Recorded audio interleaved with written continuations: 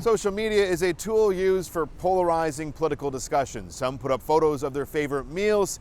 It's a forum with many faces. Tonight we speak with one man who's taken to Twitter to share his very personal experience living with terminal cancer. His posts include candid takes of his reality. He's even managed to find some humor in death. There's also this. He's taken the time to share his story with us, even though doctors believe he only has weeks to live. I'm Mike Sloan. I live in London, Ontario, and I've been diagnosed with anaplastic thyroid cancer. It's been amazing how it's changed my life. Of course, it's not great because I'm not going to live through it, but it's made it much more enjoyable. Not exactly the words you'd expect to hear from someone diagnosed with stage 4 cancer, though that's Mike Sloan's outlook. You can hear the disease in his voice when he speaks. It's closing in around his throat, but he makes it clear that it doesn't hurt. The 49-year-old isn't very close with his immediate family, though he says he's blessed with many friends. You'll find some of their names are written on tape, already pasted to personal items they'll receive when he passes on. I've already given away my TV that at one time sat right there. Sloan now finds himself spending most of his screen time in front of his computer in his apartment, where he lives with his 30-pound cat Chub. It's his favorite place because it's where he can share his journey with the world. I've always been kind of a smartass. Mike Sloan doesn't have a spouse or kids, and he admits it allows for a different perspective when coming to terms with his own mortality. Some might be put off by his dark sense of humor, but tells us 90% of his posts receive positive feedback, like this one. What a relief. It's not like I'm gonna have to buy new snow tires this year. That was quite popular. People enjoyed that one. This is funny to me. The person who will be my cat's new owner said to me, I'm going to put him on a diet. I said, good luck with that. You think it's important to find some levity?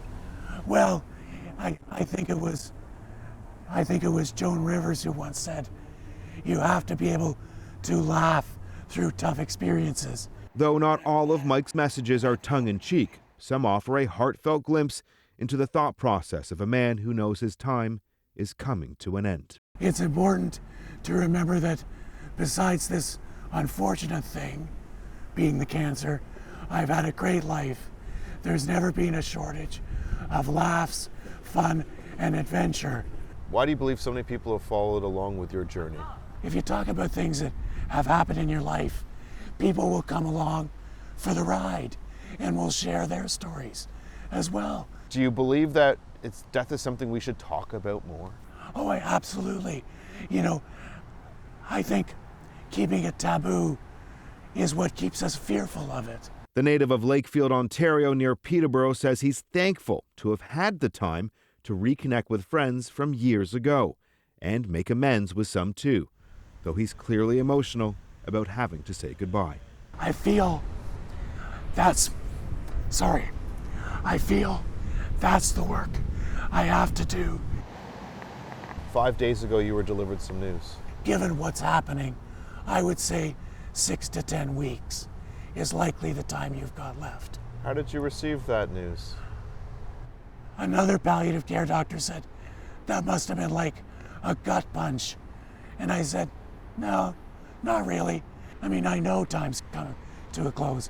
I can feel it here. Mike says he doesn't fear death, though he does fear dying from asphyxiation, one possible outcome of the cancer closing in. So he's decided to go out on his own terms. Mike is a guy who's been in charge of his life, and he now gets the chance to do that when the time comes that he decides that he's had enough. Dr. John Clifford will be medically assisting Mike with his death. Has Mike discussed some of the parameters around how he'd like his death to be handled? We've talked about that. Gonna have some friends over. There'll be beer. And now that marijuana's legal, I have I can't skip out on that.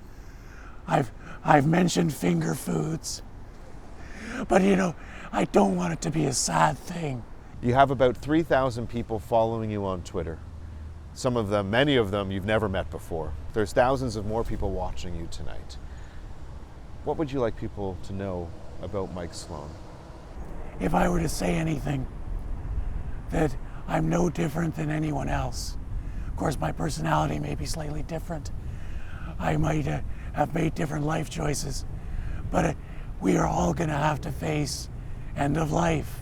So take the time to think about it and enjoy whatever time you have. Mike Sloan says he's in no rush to die. He believes his body will let him know when it's time to choose medically assisted death. He guesses maybe that will come in mid-October, though he's not quite sure. He's already defied the odds thus far. In London, Ontario, I'm Adrian Gobriel for City News.